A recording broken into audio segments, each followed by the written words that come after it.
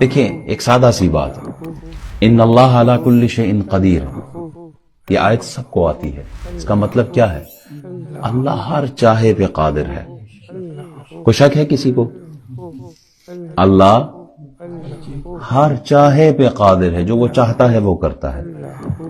اللہ ہم سے کلام بغیر نبیوں کے بھی کر سکتا تھا، ایسا ہی ہے. اللہ ہر چاہے پہ قادر ہے. اللہ سبحانہ و تعالی اگر چاہے اپنے بندوں سے بغیر نبی کے وسیلے کے، بغیر نبی کے واسطے کے بندوں سے ڈائریکٹ کلام کر سکتا ہے. وہ آگ سے ڈائریکٹ کلام کر سکتا ہے. قلنا یا نار کونی بردا وسلاما علی ابراہیم.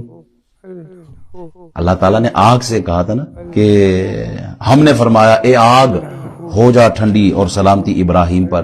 تو جب اللہ آگ سے کلام کر سکتا ہے تو ہم سے بھی کر سکتا ہے، مگر ہم سے کلام محبوب کے وسیلے اور محبوب کے واسطے کے بغیر وہ نہیں کرتا.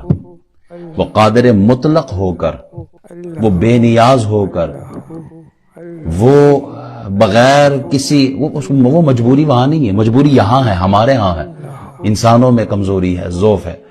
وہ قادر مطلق ہو کر ہم سے بات کرتا ہے تو محبوب کو ذریعہ بناتا ہے.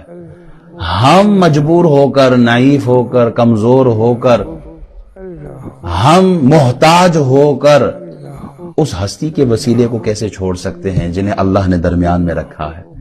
وہ تو اگر اپنی وحدانیت بھی بندوں سے منواتا ہے نا تو سیدھا یہ نہیں کہتا هو اللہ احد، پہلے هو اللہ سے پہلے قل کو رکھا ہے. قل هو اللہ احد. محبوب آپ کہیں کہ اللہ ایک ہے.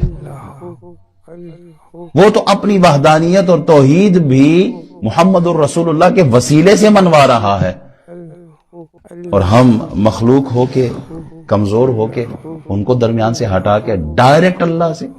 کوئی شک نہیں ہے نحن اقرب الیہ من حبل الورید. اللہ شاہرگ سے زیادہ قریب ہے، اللہ سنتا ہے. کوئی شک نہیں ہے ڈائریکٹ اللہ سے مانگنا بھی چاہیے، ہم منع نہیں کرتے.